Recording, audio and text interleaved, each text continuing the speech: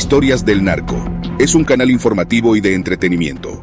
Aunque es común ver personas armadas para la recreación del contenido, no promovemos ni aprobamos ningún acto ilícito o de violencia, y de verdad deseamos que todas las personas que viven en zonas de conflicto pronto puedan vivir en paz. La noticia se propagó como fuego en el Monte Seco. Corría el inicio de junio de 2009, cuando los agudos perros narcotraficantes de la Marina Mexicana detectaron algo escalofriante entre un cargamento de tiburones congelados. La tripulación inicialmente trató de pasar por alto el hallazgo, argumentando que los caninos olían conservantes. Pero los marines sospecharon y decidieron someter a los tiburones a una radiografía en un remoto pueblo de la península de Yucatán. La impactante revelación no se hizo esperar. 1 tonelada de coca estaba oculta en el vientre de los tiburones. Este intrigante descubrimiento se esfumó en el tiempo, solo para resurgir con fuerza en 2020. Cuando Gerardo González Valencia, también conocido como El Flaco, Lalo o Silverio, fue extraditado a los Estados Unidos. Este individuo, líder de la siniestra organización criminal, los Queenies Milenio y cuñado de El Mencho o Ceguera, tenía un pasado oscuro que se había tejido durante años. Antes del cambio de milenio, Gerardo González Valencia, con doble nacionalidad, ya había cruzado el umbral de los problemas legales graves. En el año 98 fue arrestado en Atlanta, Georgia, por posesión de narcóticos. Aunque luego quedó en libertad bajo supervisión, escapó de las autoridades bajo la fachada de buscar empleo, finalmente se refugió en México, donde se involucró de lleno en el negocio familiar del narcotráfico. En Michoacán, el epicentro del cártel del milenio, los Valencia, parientes de los Queenies, adquirieron extensas tierras con el objetivo de cultivar aguacates. Mientras extendían sus dominios, hartos de las extorsiones, se hicieron enemigos en combate en contra del cartel del Golfo Alianza Z, organización que pronto tendría fuertes enfrentamientos tácticos contra los Valencia, ya que eran entrenados por militares, mientras que el cártel del milenio no se querían quedar atrás, y mucha de su gente fue entrenado por ex caiviles de Guatemala. Con el establecimiento de la familia michoacana, Golfos hubo una reorganización del mapa del narco en Michoacán. Los dominios del cártel del milenio y los Queenies se redujeron y buscaron cobijo de los Sinaloas.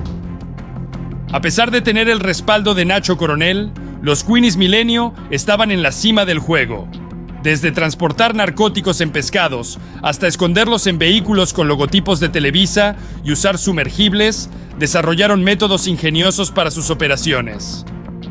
Gerardo González Valencia se destacaba como uno de los principales líderes de los Queenies, un hombre que años atrás había huido de Estados Unidos.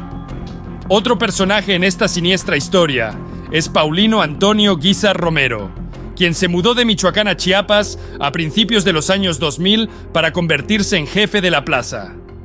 Los michoacanos, como se llamaban, traficaban coca desde Guatemala hasta Chiapas, y aunque servían principalmente a los Queenies, también servían al mejor postor, ya fuera los cárteles del Golfo, Sinaloa u otros.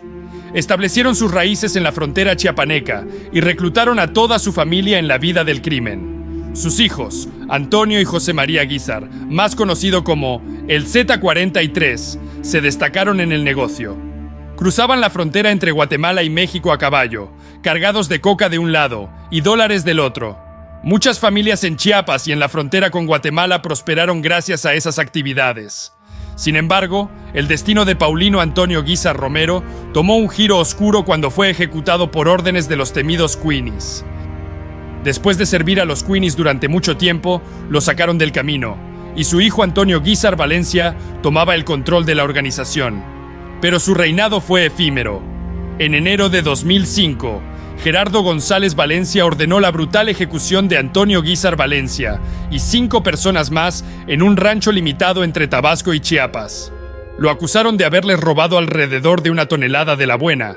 Padre e hijo caían en las manos de Gerardo Valencia y los Queenies.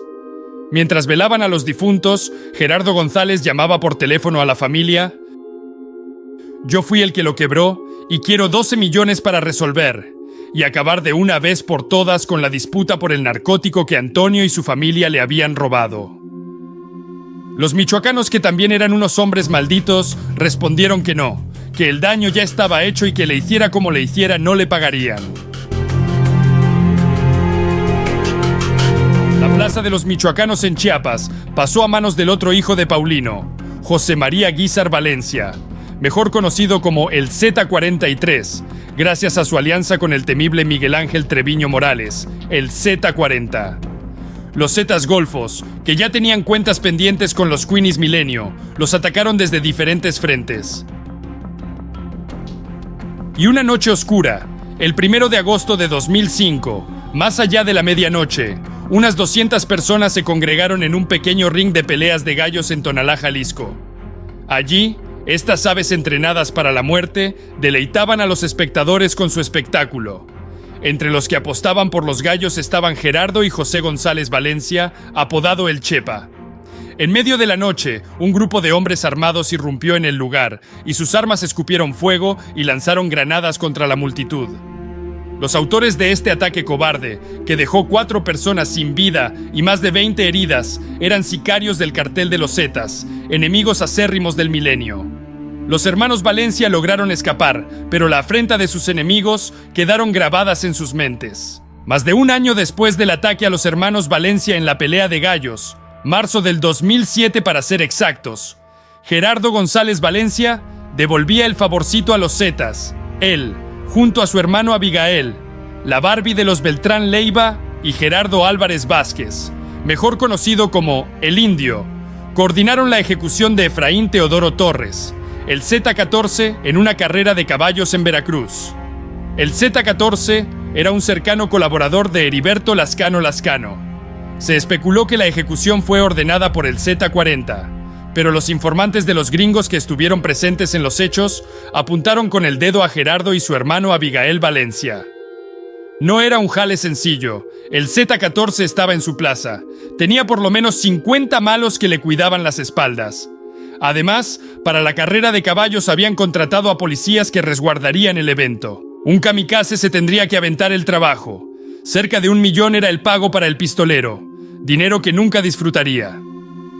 El kamikaze ubicó a Teodoro en la carrera de caballos. Le gritó. Lo correteó un par de metros mientras accionaba su arma disparando a Teodoro Torres y al resto de los hombres cercanos a él. El Z14 pereció minutos más tarde.